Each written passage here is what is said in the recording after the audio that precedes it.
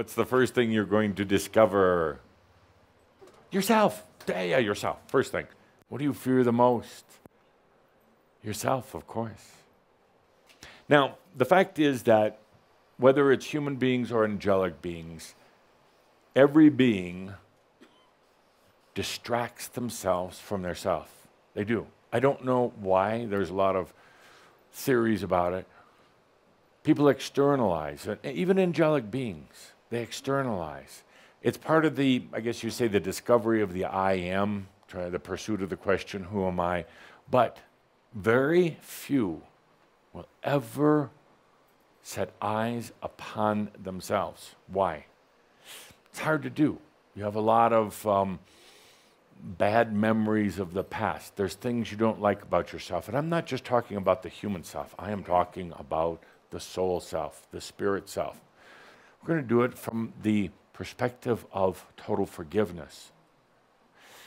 The difficult thing for me, some of the other entities who work with you, is trying to get you to realize that your past is not what you remember it to be at all. But you believe it is, you think it is, and you act accordingly. So we're going to work on this whole concept of looking at the self with the eyes of forgiveness, self-compassion, and coming to the discovery that it is not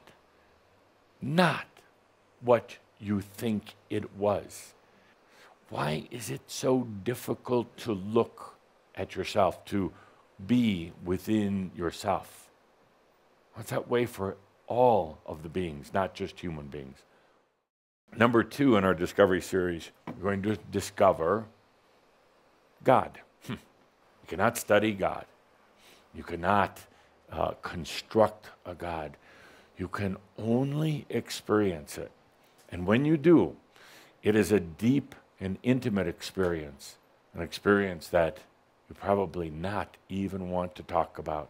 It is so beautiful, so personal. It would almost be a distortion to talk about it with others. In our Discovery series, you're going to be, by going through you, the inner look at you, you'll have the experience of the God and the I am within. It's a pretty tall order, but I wouldn't be saying these words unless you, my dear friends, were ready for it. In our Discovery series, you're also going to discover that there are no beliefs. Yeah, you can write down no beliefs. There are no beliefs. You believe that there are beliefs, but there's not.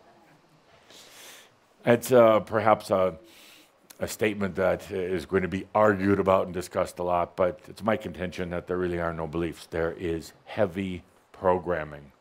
A person can have the belief that they love themselves and hate themselves at the same time, that the world is good, the world is bad, that water is cold or warm, all these things. And these, what they call beliefs, what I call programmings, are inconsistent, will eventually lead one to a total breakdown if they believe their beliefs. Mental breakdown, if they believe their beliefs. So we're going to learn and discover that there are no beliefs, that it was all programming, and we'll learn how to release that programming, Linda, how to release it rather than to fight it, how to understand that it's not yours rather than to take on the guilt and the suffering, thinking that you created it, then you're a bad person, and all the rest of that. We're going to go beyond beliefs. This year we're also going to discover something that Tobias talked about many years ago, but actually never has really been experienced deeply, that there is no power. There is no power and no need for it. This world, and much of the other worlds, operates on the belief of power. People seek it. People try to acquire it. People try to steal it from others. Power is also a part of this whole energy dilemma that not only this world, but other parts of this universe are facing right now because of the belief in power. Most people derive power through sex. Through sex. They think that it's pleasurable, but it's really a power game, really. Power cycle is very hard to break out of. This year we're going to discover how to do it easily. The next item on the list in discovery, we'll call it awareness, but it's really how to listen to yourself. You know everything there is to know. You just don't know it yet. You know what's right, but you walk around saying, I don't know. You pretend that you don't know what's right for you. I'm not talking about right in terms of a judgment, but what's appropriate for you. So you walk around undecided, and then the energy stops moving, and then you get frustrated, and then somebody uses power on you, and suddenly you're in this energy trap. We're going to go into listening to yourself.